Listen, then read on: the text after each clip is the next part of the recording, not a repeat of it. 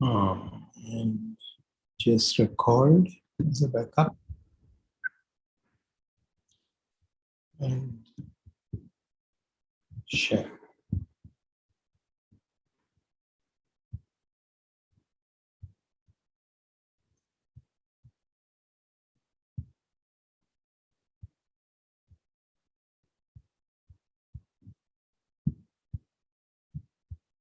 Okay, so last time I, introduced the course and the motivation and the syllabus and so on. So, I said I had given a class exercise for you to download CBMC and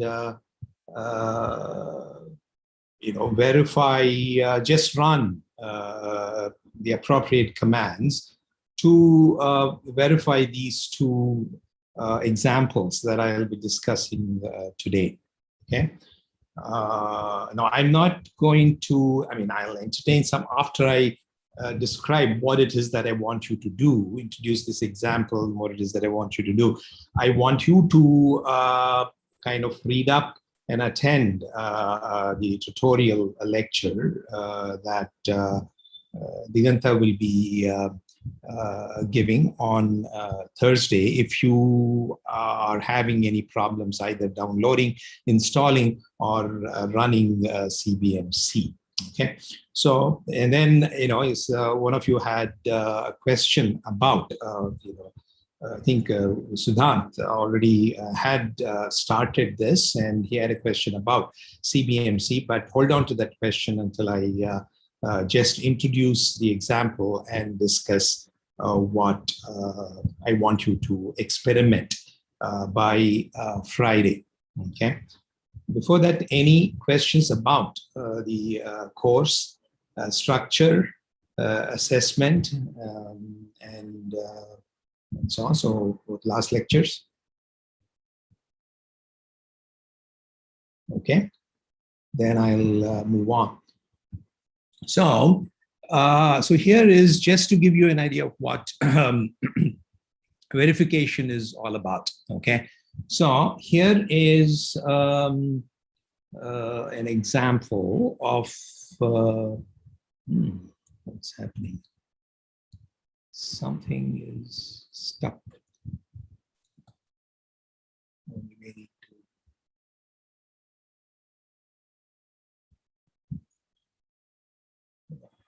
get stuck. Excuse me.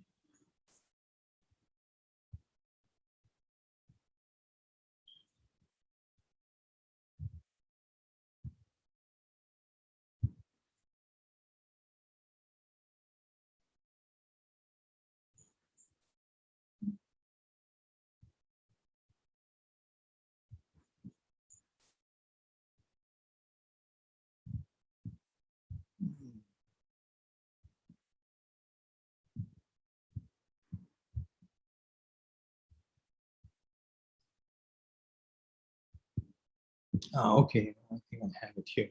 So this is merge sort. Okay, so I'm having some issues when I go into full mode. So so there are two versions of merge sort code in C, implementation of merge sort here. And what I want you to and this one, and I want you to run CBMC. Okay, CBMC stands for bounded model checking for C. That's C bounded model checking. To verify a property that we specify as part of this as part of this code. Okay. For those of you, oh wait a minute, I haven't shared it. Okay. Sorry. Yeah. Now I'm sure. Yes. And for those of you who are rusty about merge sort, here is a pictorial view. So merge sort is supposed to, given an array, it is supposed, and then ordering on the elements of the array, in total ordering. It is supposed to sort the array. So in this case, these two versions sort it in increasing order of the elements in increasing order. And the way it does is it's a recursive implementation of merge sort, and it does by recursively sorting the two parts. In each recursive call, it sorts two parts, the two parts of the array. Okay, all the way down. So it goes all the way down, and then when it comes to either two array elements of size 2 or 1, it just sorts them by flipping as required. And then as it goes up the recursive chain at each level, it then merges the two sorted arrays. So there is a merge function, okay, and that's invoked at each recursive call, and that's what this thing does. Okay, so now let me go to full screen mode. Okay, yeah, and that's this implementation. So here is the main function which invokes merge sort on line 19, and merge sort itself recursively calls itself on the two parts of the array that is passed on, and the second and the third argument to the function merge sort are the start index and the end index of the segment of the array that it is supposed to sort in each recursive call, and then it does a merge, okay, of the two arrays, assuming that it is sorted. And then here is the merge function. I'm not going to get into the details of the merge function. As you can see, merging the two arrays, and it does that by copying using an auxiliary array to temporarily copy the elements of the array, and then puts the elements in a sorted fashion as it merges the two arrays back into A, and that's what merge does. Okay, the important thing here is in all verification tools, be it a model checking tool or static analysis tool, or even theorem proving, when you do formal verification, so there are two inputs that are required for the task of verifying. One is the artifact, that is the program that is being verified, and the other component of the input is a specification or a property that is being checked. Okay, so in this case, for example, we specify that after you invoke a merge sort on a given array, you expect the array to be sorted. Okay, so and that's what this specification from line 21 to 23 is done. So therefore, usually, all the tools have their own way of annotating. Usually, in the case of software verification, the specification is provided as an annotation included in the program, and that is the case with CBMC. So this is the specification that is given here. What it says is that, as you would expect, that is for every element of the array, starting from 0 to the last element of the array, every pair has to be, this condition has to hold good. That the first component of the pair has to be less than the second one, and that it does for everything. So you see that assert is a check. Okay, assert is is true if the Boolean condition that is passed as an argument to it is true. Okay, so it just takes a Boolean expression involving the variables. The program variables, and that's what it is checking. So, and you can see this is the specification language here is primarily this assert, which asserts checks a Boolean condition that you expect to be true. And the actual specification here is because we want this entire array to be sorted. One way to express that is that this condition pairwise has to hold good for every element. At every index, the pair of elements stored at that point, it has to hold good. So normally, if you were using full logic, a first order predicate logic, then you would have a universal quantification. Okay, this is should be read as for all I between 0 and n-1.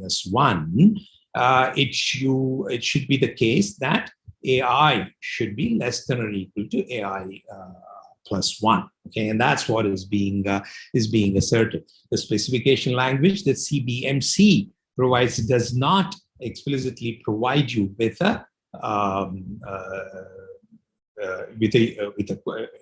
quantifier, and therefore you are simulating the effect of the quantifier by using embedding this assert inside a for loop. Okay, so so that is the thing. So what it checks, CBMC, which is a model checker, what it checks is that this specification is for all possible executions of this program. Okay,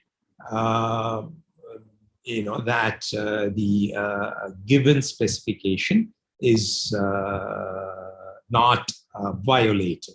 Okay, and that's what it does. Okay, so in order to use CBMC, you have to give it the program, and then you have to and this annotation, which is given a specification, is really an assert. Okay, and you can insert this assert at any point in your program. Okay, that's why I call it as annotations. And then here we were interested in checking the expected at the end of the invocation of the program. That's why I put this annotation at the end.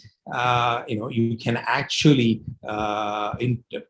insert the assertions at any point in the program. CBMs allows you to do that, and it checks that that particular assertion that you have is not violated in any execution of the program at the point at which the assertion appears. Okay, so in this case, for example, what do I mean by any execution? So no matter what the initial values that the array is initialized to, and in this case, for any particular n that you choose, the length of the array, so for all those scenarios, that for all executions that that you get in executing this program, it ensures model checking. So model checker really explores all possible executions, and for all possible, it explores and analyzes all possible executions. So that part is true for all formal verification tools. Okay. So any questions on this part? Okay. So, sir, would the solver be able to prove this without any help? Okay. So in this case, model checking. Yeah, so let me, you use the term solver. So in order not to confuse other people, who is this Hirsch who's asking this question? Yes, sir. Yeah, so you have seen solvers. I have not, and maybe one other, I have not introduced solvers. So let's now talk about CBMC as a verification tool. Maybe that's what you meant, okay? Yes, yes. So solver is a loaded term, okay? And indeed, as we will see later on in the course, so solvers are used by verifications to do that. In this case, CBMC indeed does it automatically, given certain things, both static analysis to static analyzers as well as model checkers are pretty much automated. Okay, it is completely automatic. Okay, in this case, for example, this CBMC, as the name stands for, is a bounded model checker, BMC. What it means is that it only explores all executions up to a given depth. Here, the depth is, for the given depth, it does automatically. Of course, it expects the user to give a particular depth. Okay, the depth could be, it could be defined in different ways. It usually is something that explores all executions up to a certain length of execution, certain size. Okay, now and the size can be defined. Okay, so it could be related to length of executions, and you will see that CBMC particularly uses the unwindings, the depth to which the loops in the program are unwound.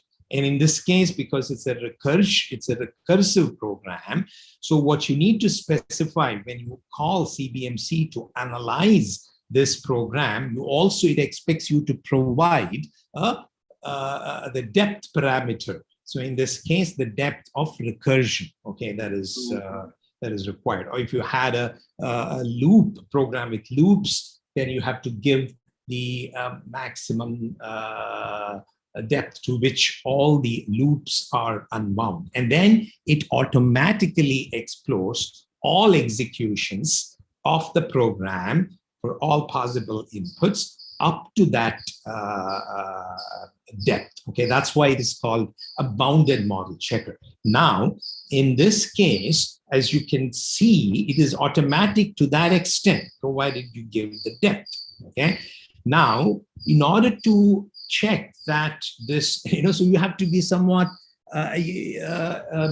intelligent in providing that the depth, since our goal here is to check that all the array is sorted completely. I mean, since you are checking the specification after you invoke the sort programs, so you would have to kind of make an estimate of the if you want to verify it completely, okay, you have to give it. You have to estimate the worst case bound to that that is required to execute this program in any execution. Okay, so in this case, it will be logged in. So that is something that you will have to give. Okay, this is something that you will that I'm not going to get other than mentioning this one, since you brought up this automation. Given that bound, it will explore everything. Now, if you want to explore the entire execution space, then you will have to be a bit clever about it and give it that bound. Okay, and that bound has to be large enough for it to make sure that it has explored all executions. Okay, so that is something that you'll have to provide. Now, I know that I'm having you guys do this exercise without actually doing what bounded model checking is, what is what are the techniques and so on. That you will learn as we go along. But since this course is also there is a hands-on part of it, I think so I'm going to make you kind of be daring enough to use the tools, okay, and as a black box, so that so you will get that experience. And I think these tools are fairly user friendly, okay, for you to be able to get the hang of it in actually doing it. I mean, using it on examples without knowing the complete details of how the tool works. Okay, and if you have any issues, you will have to attend the tutorial by Diganta on Thursday. So there are two versions of this merge sort here. One of them, it's been some time that I looked at this code. One of them, you see, they're exactly identical, except for, I think, this part on line 9, I believe. not, is it on line 9? I think here on line 6. This one has J plus 1 and this one has J, okay? One of them is supposed to be buggy, okay? Is the claim that I'm making. What I want you to do is to invoke CBMC in the way that it is supposed to do, to ensure that you're doing complete verification on both these codes, and one of them is supposed to fail. Okay, and one of the nice aspects about model checking tools, model checkers, is that not only does it verify the given property for the given depth in the case of bounded model checking, and it gives a yes or no answer. If the answer is no, then it also gives a witness to why the assertion, the stated assertion fails. It gives an execution trace from an initial state as a witness leading to the error. In this case, for example, it gives an example of an array with 2 elements in which it fails. Okay, so now I'll go to a question that one of you asked earlier before we assembled. It was Siddhant, I believe. Very briefly. Okay, so he said that he ran it, but it did not fail on either of them. Okay.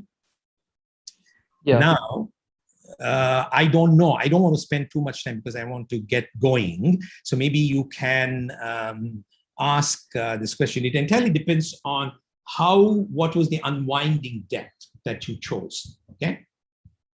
That is one thing. There are various ways in which to invoke. And without knowing the details about how you invoked it, maybe, if you did not invoke it for a depth bound that is adequately large, then sometimes, you may not, the bug may not manifest, okay? And that could be one of the reasons. It might well be that I made some mistake, okay? And both I don't think both the programs are correct, okay? But that's an interesting question, and I leave it at that, yeah?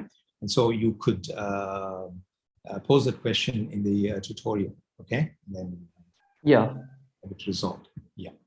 Okay, any other question? So this is just a class exercise for you to get warmed up to CBMC and bounded model checking, which will be the first kind of verification technique that we will be discussing, after we do a few introductory lectures. Okay, so that's why I want you to get warmed up to CBMC. Yeah. Any questions on this part? Okay. There are no questions, then I'll move on to the subject matter of today's lecture.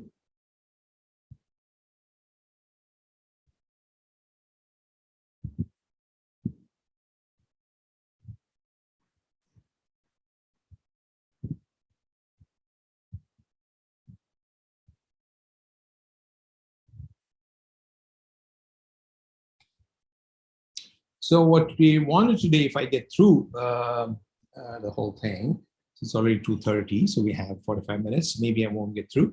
So the first part, you remember that in our syllabus, so let me go back to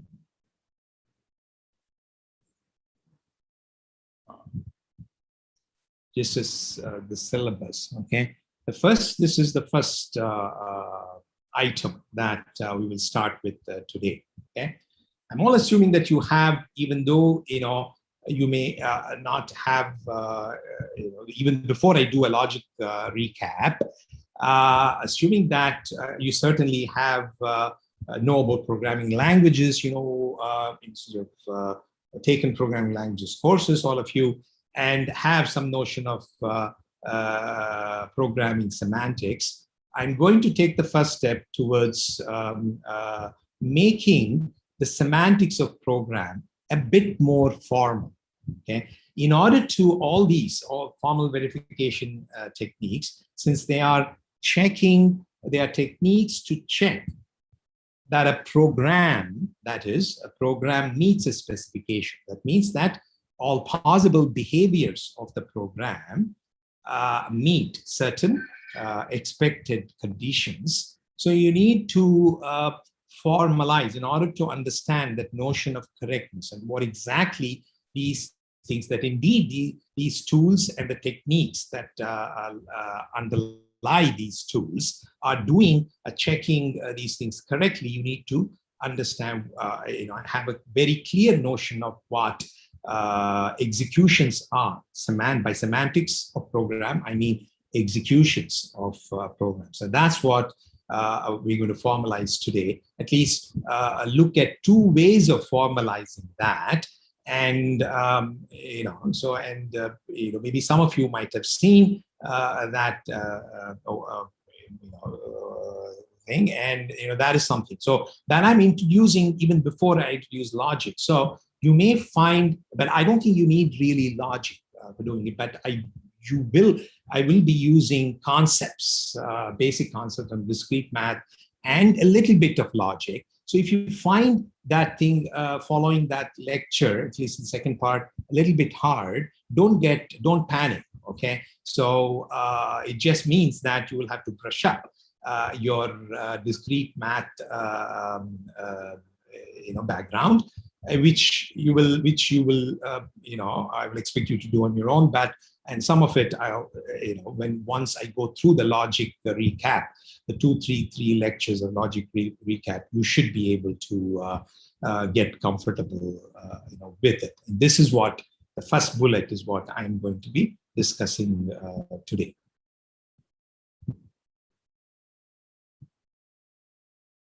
So, yes, so I'll be formalizing semantics of a program by introducing a small toy programming language, and first introduce the syntax for the programming language, okay, and introduce the notion of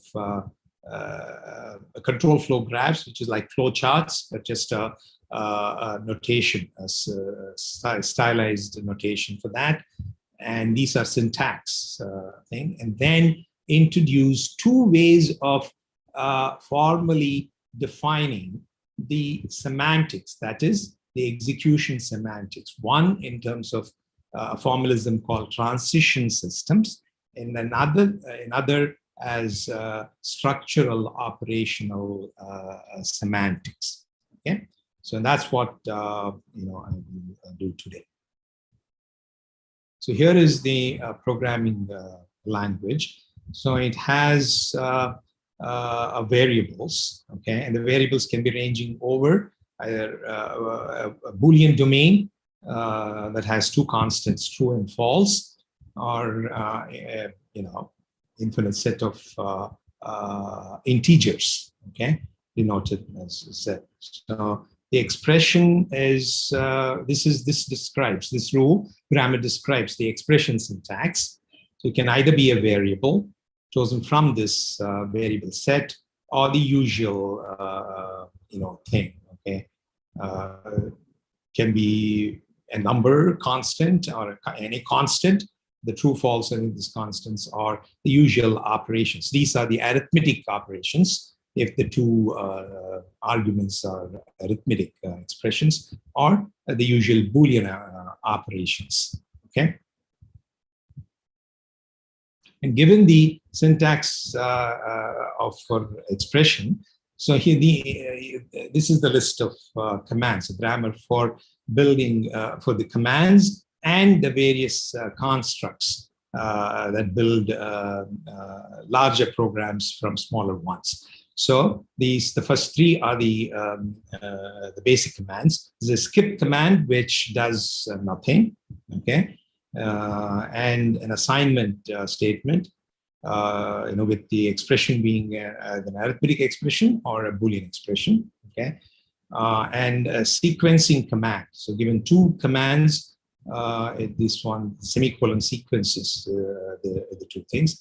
There's an if then else command, and a while command, so a looping command. So this is what is the grammar for the language. Could you explain what the skip command is again?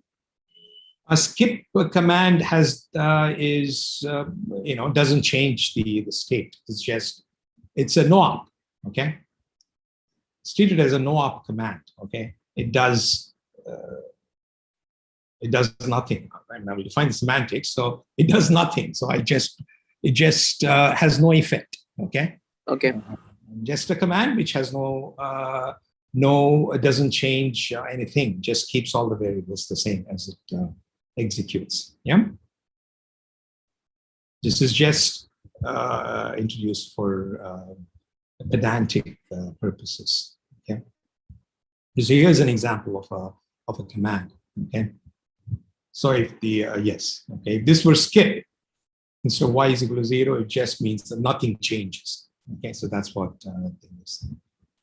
Of course, sometimes I use greater than, as an abbreviation for not, less than or equal to. Okay. So this is, a finite, so syntactic representation. So we can also use represent it as a control graph. And as we'll see when we do the analysis, we will be using this control graph. And I'm introducing this notation because there are various other notation that people can use. This is a particular notation. So whereas, so here, the control flow is expressed in terms of nodes and as a graph. Okay? With the transitions, the edges are labeled by the primitive commands of the language or an expression. Okay, you'll see what means. So as I said, it's just a graph. Okay, it's a graph with the nodes representing locations in the program, and the edges are labeled with these commands. Okay, for example, this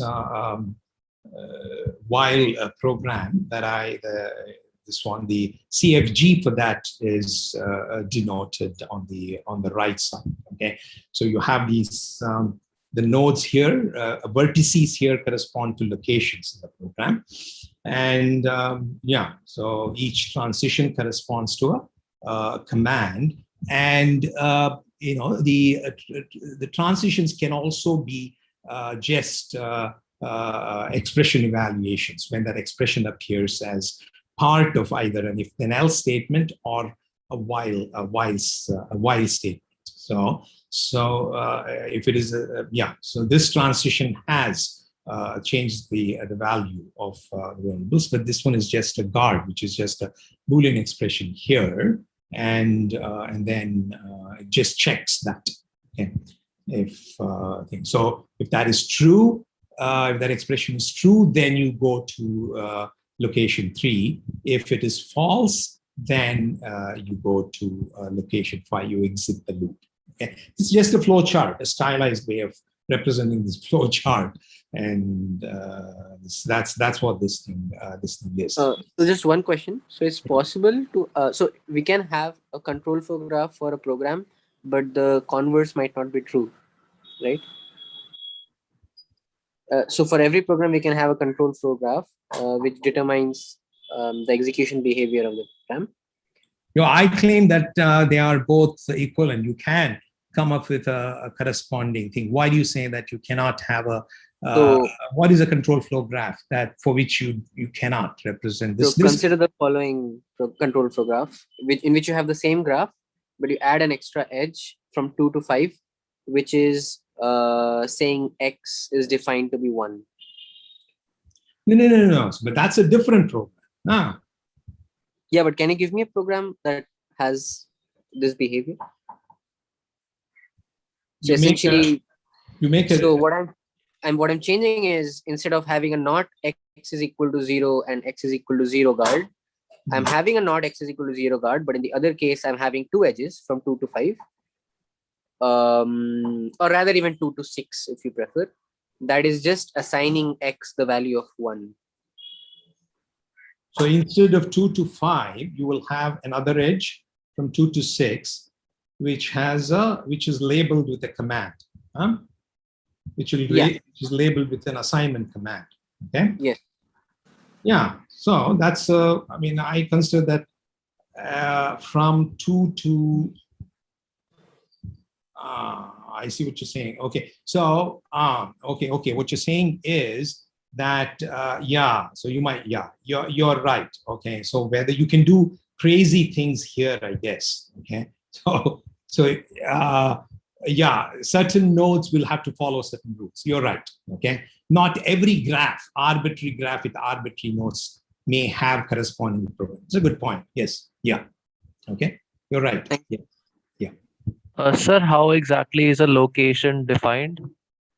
So in this case, the way that I'm defining the CFG is, each of them corresponds to this. I'm considering this CFG, the way I am deriving it from the program, as exactly another representation for this program.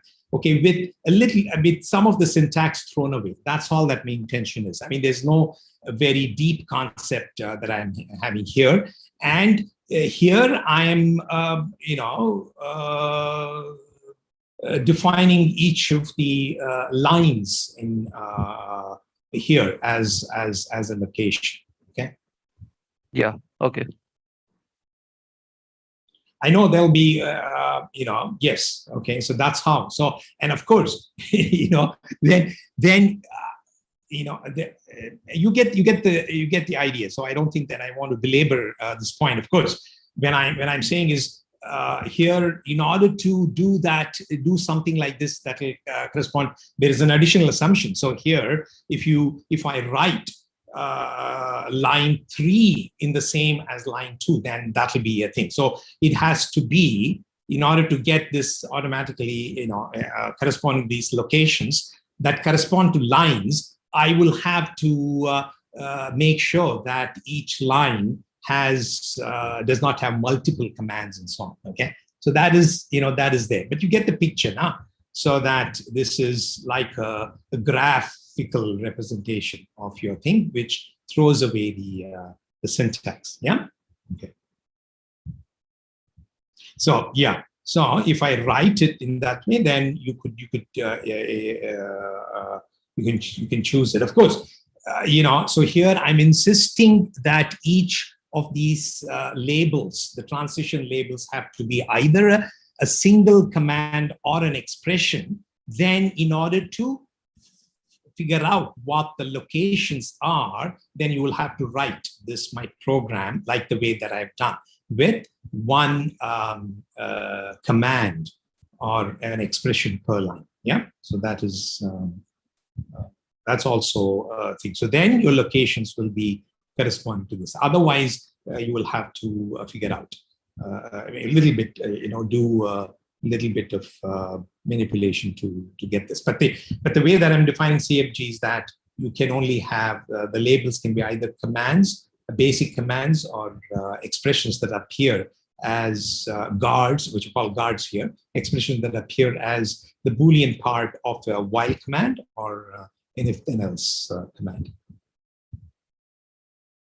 Okay, so that is just to distinguish, okay, syntax versus semantics. I'm not claiming that this is the only way to represent a program, but these are finite representation of the syntax of the program. Now, what will be interesting is to capture the semantics. Okay, so each syntactic representation. So the semantics means we will see that what I mean by that is the set of all programs executions, and that's what I want to formalize here.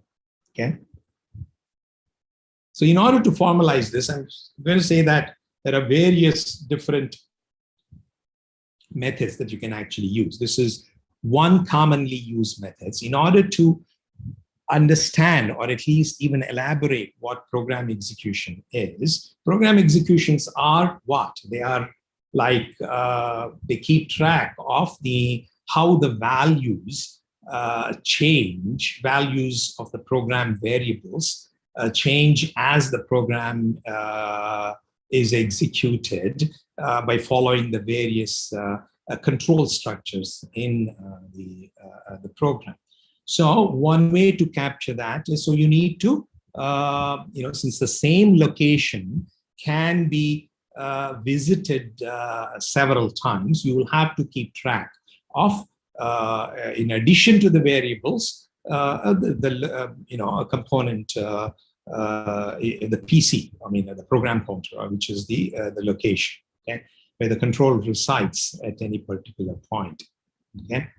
So what we call then a program execution can then be considered as a sequence of possible states that the program, where a state is a valuation for the program counter and the various variables used in the program. Okay, each time you execute a command, these two components of your state can change. The program counter can change, and the values that the program variables take can change. Okay, so in the following, I'm going to show an execution based on this notion, where I use the prime notation to denote the success value of a variable after it executes a command. Okay, for example, so here I'm, I've already kind of abused my previous notation. So I have,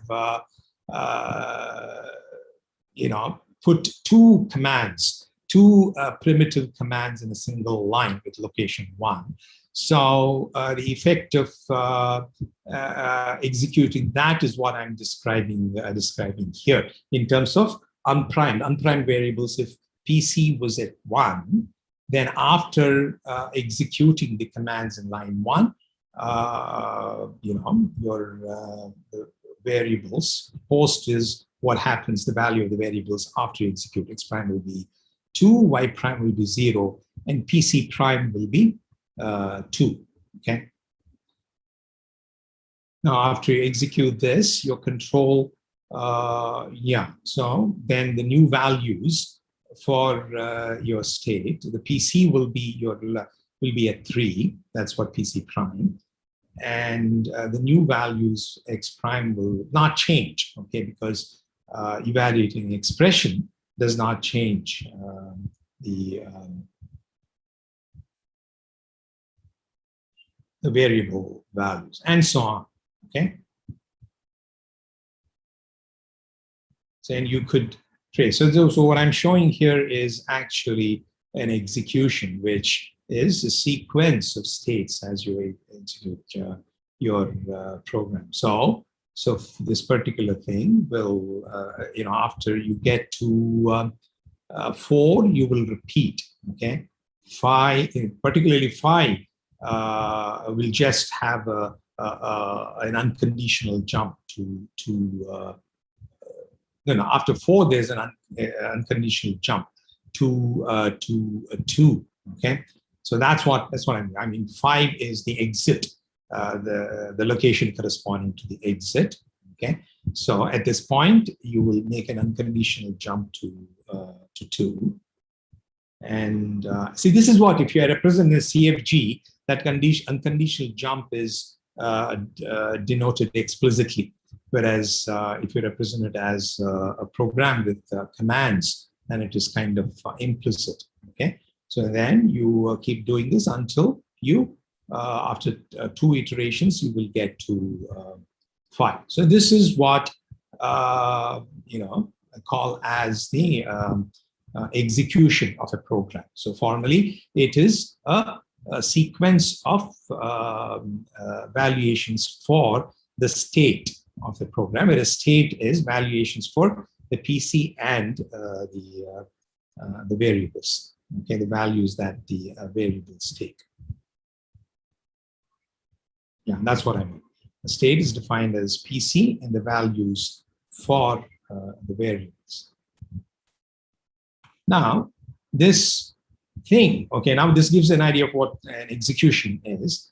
It can now be now characterized or formalized by this structure called formal structure that I call transition system.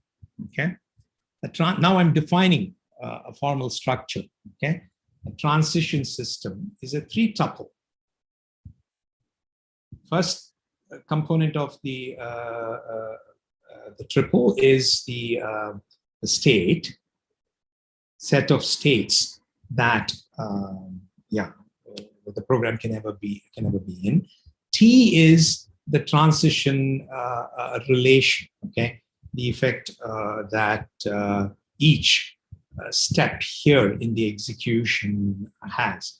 So it is a binary relation that relates the current state to the successor state. So T is true if it is So if the second component is the new value for the state that you get after executing that primitive command. So that can be captured by defining it as a binary relation. And then you need another thing to capture the initial states. Okay, so in this case, for example, of course, here the way I defined was the initial state was anything. Okay, X and Y can start out to be anything, and then it was then assigned 2 and 0.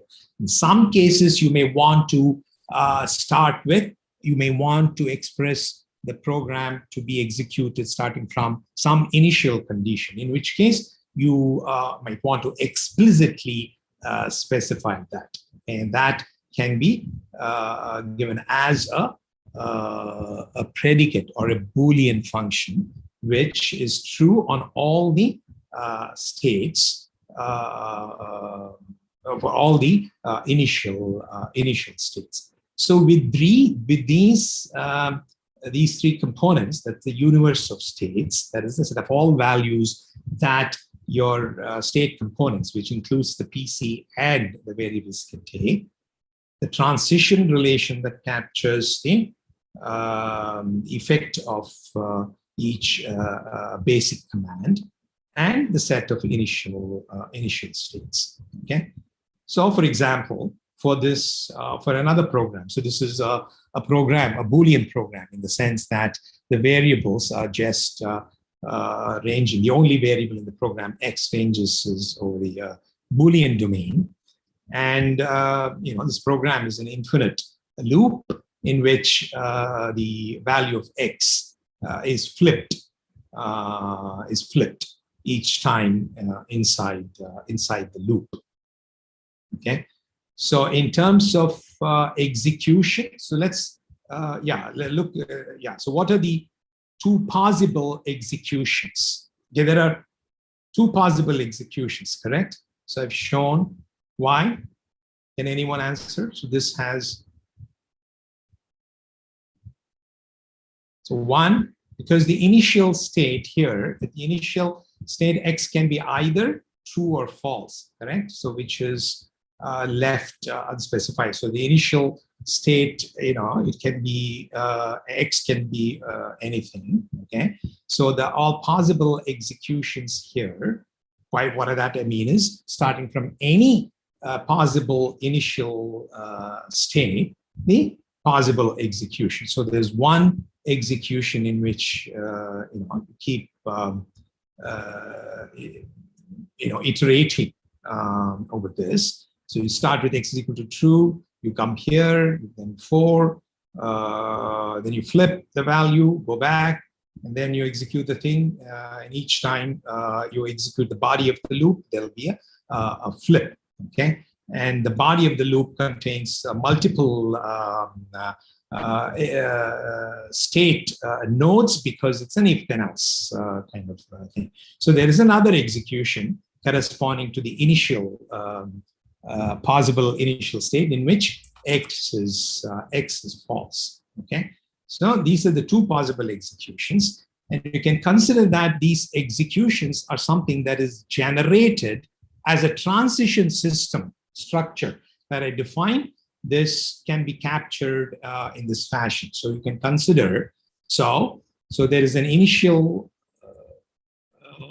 state. Okay, so here S is a state that has three components. Okay, a PC and an X component, which gives the value of the variable X. So initial state is just saying the PC. I have to start with this entry point in the program. Therefore, PC has to be 1. Notice that X is left unspecified, which means this is initial state can be in the initial state I can have X is equal to true or false. Okay. So that's the so the initial state predicate, the Boolean function, captures all possible initial states. Okay. So and TSS prime is exactly captures what can be a legal transition denoted by an edge in this execution trace that I've given. So that's what it is. So what is that? If I'm at PC, if I'm at program location 1, then all it does is goes to program location 2. If I'm at program location 2, then and the value of X is false, then I go to the then arm, which means that I'm going to program location 3. And if I'm at program location 2 and X is true, then I go and execute the else arm. So it's go to program location 3. So notice that So then if I'm at 3, then that is what this branching at location 2 does. Okay, it just evaluates that a Boolean expression and only changes the control, has no effect on X. Okay, it's only when you execute the then and else arm that you have this, which is captured by these two things. Okay. So similarly, if I'm at in a 4, then I just go to 5. And if I'm at 5,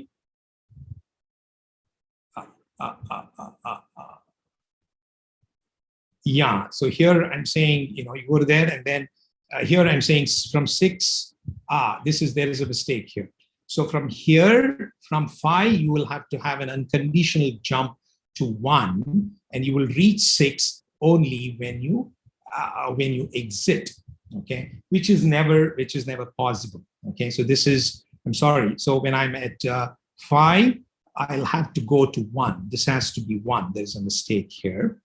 Okay, and if I'm at so if I'm at 1 and this condition is true, that is false, then I'll have to go to 6. Okay, that's a mistake. So you get the picture. So this transition will have to clearly define the next state for each location. So once you do that, then that can be considered. This is what I call as a transition system representation of my program, which can then be considered as generating this, which gives the as generating these execution traces. Okay, so any trace, any execution here that I've shown should be such that the starting, I should have an arrow here, okay, to denote the initial state here. So the initial state should be such that it has to that I, the predicate I, should be true. Okay, on that. So that's what. So PC is equal to 1. That's why the initial state has to satisfy I, and every transition here has to preserve this transition relation that I have described here, modulo some mistake that I made here, which I correct. So as I said, okay, so from 5, you will go to actually 1 rather than 6. Now, there is no transition to 6 at all here. Why? Can anyone answer? Because it's an infinite loop. Yeah, it's an infinite loop. So because true is always, can never be false, okay? You'll make the transition only if it is false. And that's why when in a PC is equal to 1, there's an unconditional thing to 2, and there is no transition to 6. So you can, strictly speaking, have a node here with PC is equal to 6, okay, which is not reachable at all in any execution. Okay, so there will not be any transition leading into that state. Okay, so that is one way of capturing this thing. Yeah. So what a model, okay, for example, so this is one very popular way of doing it. There are variations to this formalism of transition system. So internally, a software model checker, any model checking tool for software, what it does is it has, it extracts from the program the transition system model of your program. So you can say that this transition system, in a sense, formally captures the semantics of your program, in the sense that this transition system defines the set of all possible executions of your program, in the way where an execution is something that I have defined earlier. Okay, every execution starts with a state that satisfies I and is a infinite. It could be an infinite sequence if it is the case. Loops it could be infinite, or they can be finite also if they're for terminating programs, where every 2 states in that sequence is related by this transition relation as defined by this. So a model checking tool, internally what it does is it extracts, because the programs can be different, the syntax can be different. So the front end, it has a front end that systematically and automatically extracts a transition system model for the program. Okay, and usually sometimes it does by converting into a CFG of the kind that I showed you earlier, and from that it extracts then the transition system. As you can see, this transition system has a state, which is a domain, and two Boolean functions. One is a unary Boolean function that captures I, and another one is a binary function. Both are just Boolean formulas. Okay, so what you have done is that you have translated a program into a system where each where the components are represented as formulas. Okay, in this case, formulas in Boolean logic, prepositional logic, and these then are the executions are derived, are guided by this I and T. What model checking does is, once it generates the transition system, it explores. It has an automatic way of exploring all possible executions. And then what I've not shown here is assertions. Okay, so as you saw, programs are usually, if you want to verify a program, you have to annotate the program with assertions at various places. Assertions specify the condition that you expect to hold good at that every time a control visits that location. So that is also part of it. So what the model checking does is, given a program annotated with this assertions, extracts the transition system along with the assertions, and then automatically explores all possible executions, starting from any of the initial states, and automatically checks that none of the executions violate the given assertion or the set of all assertions that you insert into the program. So how this is done is, of course, this exploration you can obviously execute, simulate. You can't be enumerating it all one by one, which will not scale.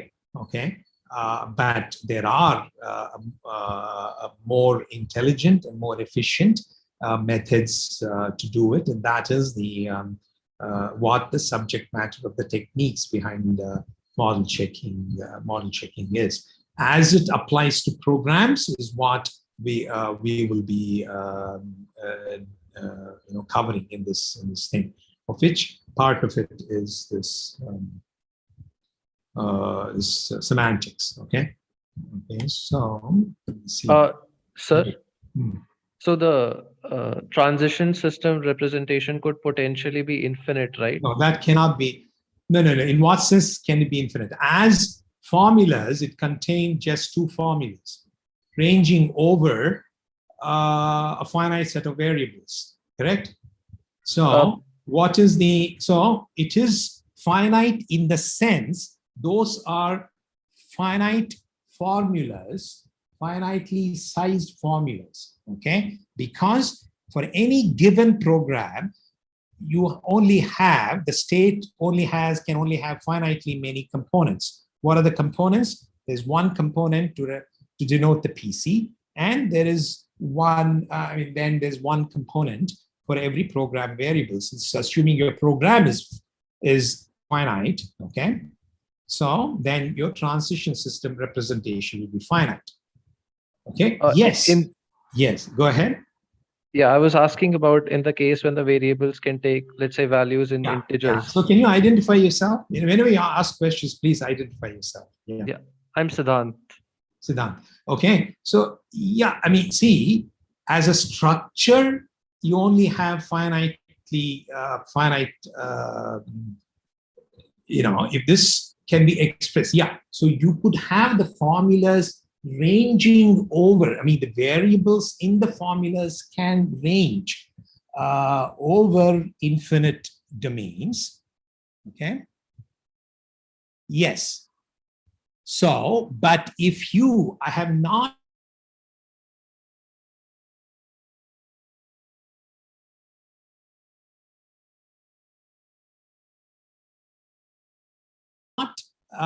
let's see. But for example, first order predicate calculus, for those of you who have seen that, you can express all kinds of properties as first order predicate calculus formulas. So yes, you're right that if you're limiting yourself to Boolean logic, then you may not be able to. So what I'm saying is that this transition relation, if you allow for a more powerful logic to represent the transition relation, which includes quantifiers and so on, full first order predicate calculus, ranging over the theory of integers. If you have studied first order predicate calculus with theories, which includes for quantifiers, you can specify relations that are even more powerful than computable functions. You know that. Huh?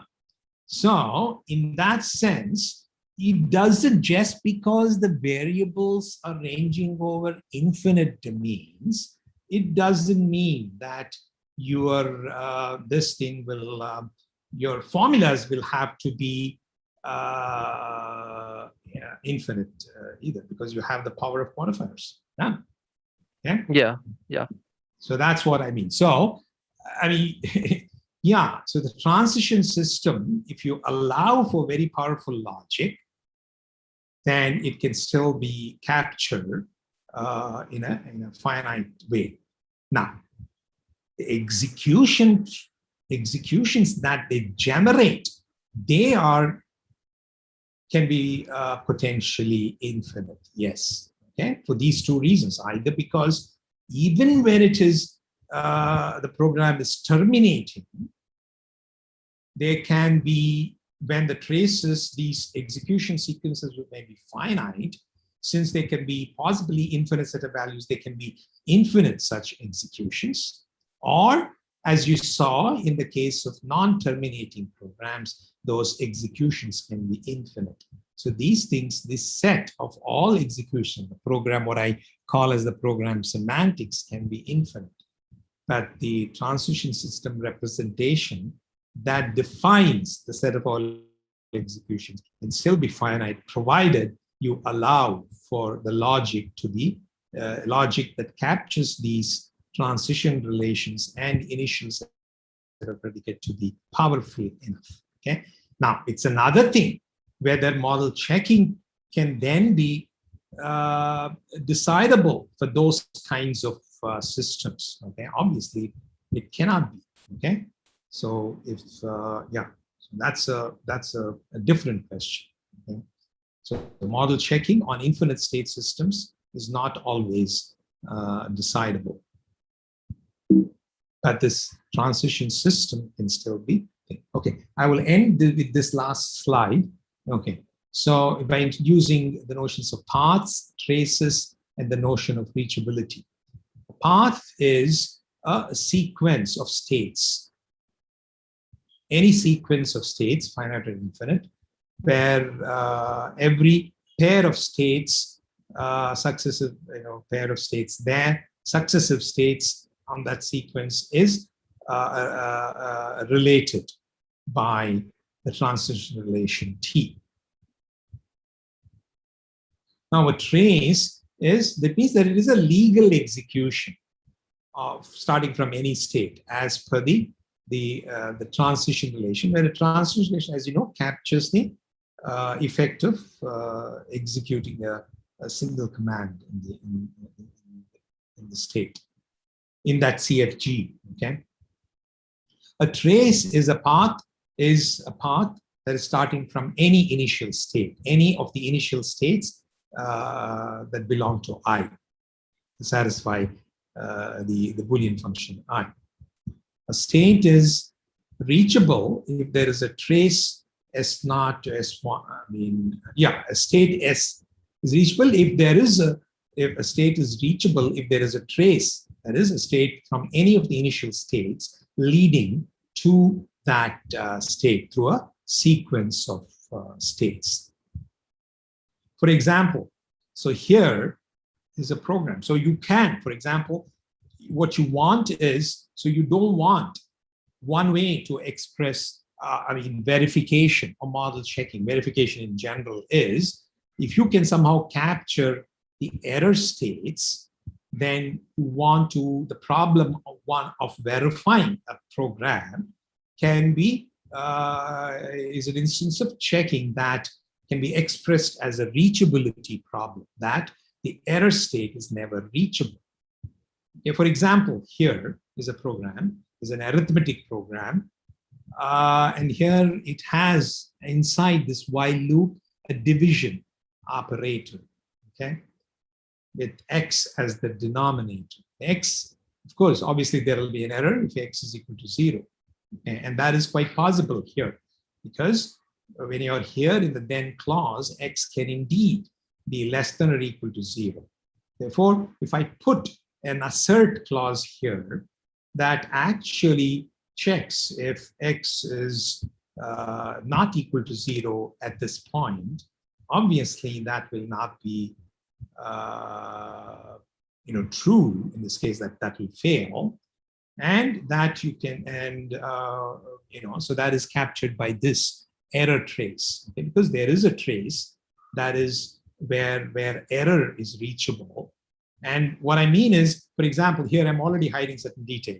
The asserts that I showed you in the example that we'll be running on CBMC will actually be converted into kind of an if-then else. You can see it checks this condition at that point. If it is violated, that if it is false, then it'll go to error. Okay, that is, if x is equal to 0, it'll make a jump to an error state. Okay, if you translate the assert like that, where into an if that is false, then you go to error. If that condition that is checked by the assert goes false, then checking if there is a bug is reduced to the problem of checking if an error location is ever reachable in your thing. So you can, that's what model checking does. So by converting these asserts into those kinds of things, and then it explores all possible executions in a intelligent fashion, such that to locate those errors. Okay, so I'll stop here. Except to take some questions. Any questions?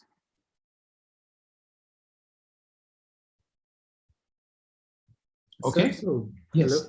Yes. Yeah. So I was just wondering. I don't see Dhruv here, but I was just wondering about the point that Dhruv made. It's only an artifact of using while, right? So if we had, like, say, a different what is? Okay, I don't know which point and which. Sorry. So the point where he was talking about whether there is a one-to-one correspondence with your CFGs and the programs that we had. Given a CFG, can we always create a program that corresponds to it? Given a CFG. Yeah. Yeah.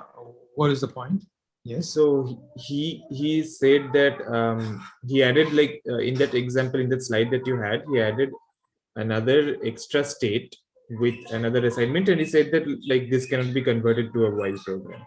So I was thinking that only happens because there is a while involved over here, right? Like, if you used goto, then that wouldn't happen, right? Yeah, but you're right. See, but so that's see. Yeah. But I can make any kinds of programs. So suppose I have.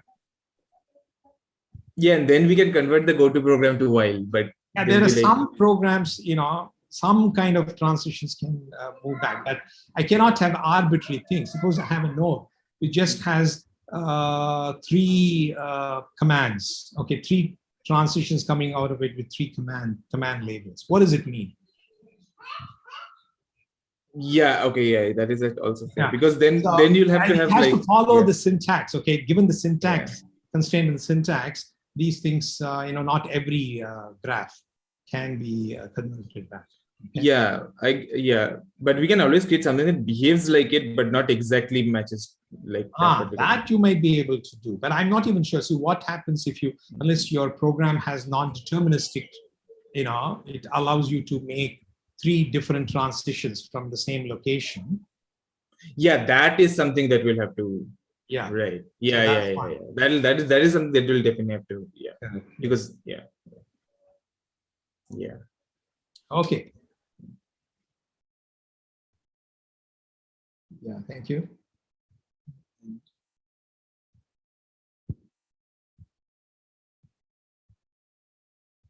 Uh-oh. I should have probably ended the live stream.